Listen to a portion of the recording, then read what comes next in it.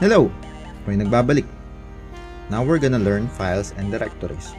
Aba, himala! Nakapag-upload ka kagad ah! Joker ka talaga, boy.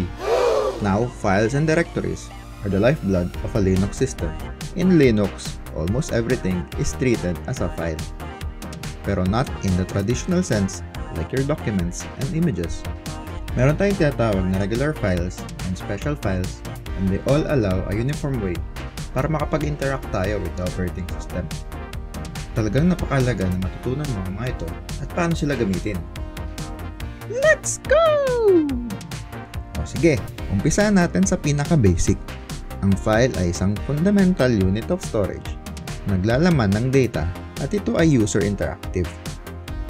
Ibig sabihin, as a user ay nabibigyan tayo ng way para makipag-interact sa operating system sa pamamagitan ng pag-manipulate ng mga files.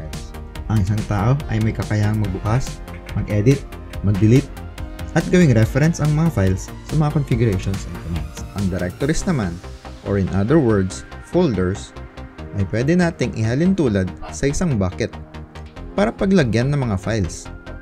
Sila ay nagbibigay struktura sa ating system para organize ang ating mga files. Para mas magets nyo ang files and folders sa loob ng Linux, let's start with their hierarchy. Mag-uumpisa tayo sa ugat ng mga directories, ang root. Sa root directory nag-uumpisa ang sangay ng mga directories.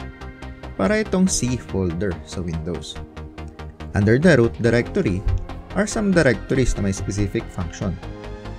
Posibleng makita mo ang lahat ng mga folder na ito sa iyong Linux distribution. Pwede ding hindi. But I will discuss those folders na normal across distributions. Unahin na natin ang bin at sbin folders. Ang mga folders na ito ay naglalaman ng mga essential binaries. Ibig sabihin mga commands na pwedeng gamitin ng mga user kagaya natin. Example ay yung mga command na ginamit natin from last time, such as ls, cat, at iba pa. Ang bin ay naglalaman ng mga binaries na pwedeng gamitin ng ordinary user.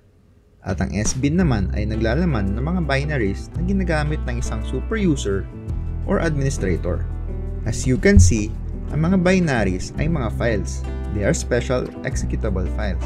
Kapag tinry mo sila i-open gamit ang cat, ay makakakita ka ng garbled characters instead of normal text. Ang mga commands na ginagamit natin such as cat and ls are pointing to those actual files sa loob ng bin. Gamitin natin ang which command para i-check.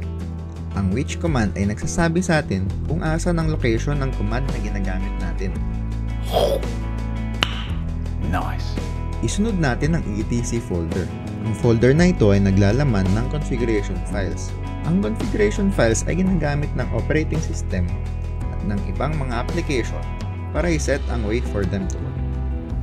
We sometimes modify configuration files para baguhin ang takbo ng ating operating system o isang application.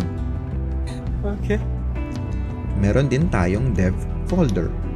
Ang directory na ito ay naglalaman ng mga device files. Alam mo ba na ang mga devices mo ay makikita mo rin sa loob ng Linux in the form of files? Kagaya ng mga binaries sa bin and sbin, ang mga device files ay in binary format din. Ang tmp, var, and usr folders naman ay ang temporary, variable, and user binaries folders respectively. Sa TMP nalalagay ang mga files na kailangan lang temporarily. Oftentimes dinidelete ang mga files dito automatically on a regular basis. Ang var ay lalagyan ng mga variable files kagaya ng log files, backups, metrics, emails, at marami pang iba. At sa USR naman nilalagay ang mga user binaries. Dati ay non-essential binaries lang ang nilalagay dito, kagaya ng mga games, widgets, at mga applications. However, some Linux distributions ang piniling i-merge ang bin and sbin folders sa USR. Muli kong gustong i-discuss ay ang home directory. Dito sa directory na to, ikaw mag-stay most of the time. Tinatawag itong home dahil para itong homepage ng iyong user. Sa loob ng home folder ay may mga subfolders na connected sa mga user accounts. For example, ang /home/rods ay ang folder para sa user na Rods. Ito ang aking homepage. Kada nagla-login ako sa system, ang mga home folders ng bawat isang user ay hindi accessible sa isa't isa. Quick fact, ang iyong home directory ay pwede mo ring tawagin using tilde. Isa itong useful shortcut. Ang ibang directories under root ay tatalakayin na lang natin next time once we discuss their actual use cases. Okay, fine. O nga pala, nakalimutan kong banggitin ang structure ng files and directories kapag sinusulat. We always start sa root directory and then the folder name. Tapos we add another / and then the next subfolder. We continue this pattern until marating natin ang folder or ang file na gusto natin tawagin. Ang tawag pala dito ay absolute path name, wherein we include the full address ng object na gusto natin tawagin. Pwede din nating tawagin ang directory or file relatively. Ang tawag naman dito ay relative path name.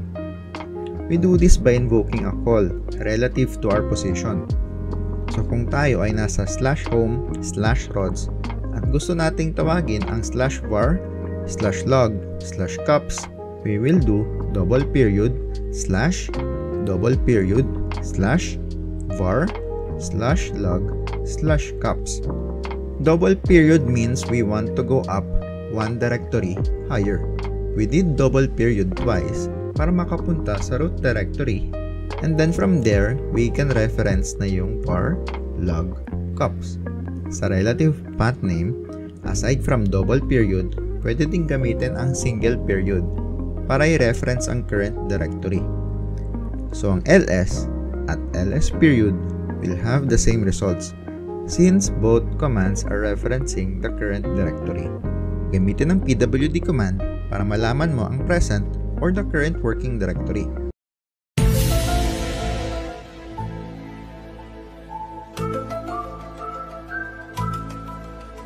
Okay, last na bago tayo matapos. Ano nga ba ang present working directory? At paano ka magpapalit-palit nito? Ang present working directory or PWD in short ay ang folder kung nasan ka ngayon. Nasaan ako ngayon? Obvious na nga eh. Chill ka lang, boy! Once you log into the system, ay mapupunta ka sa iyong home folder and that is your first PWD. Kung gusto mong lumipat ng directory, gamitin ang cd command. It is very simple.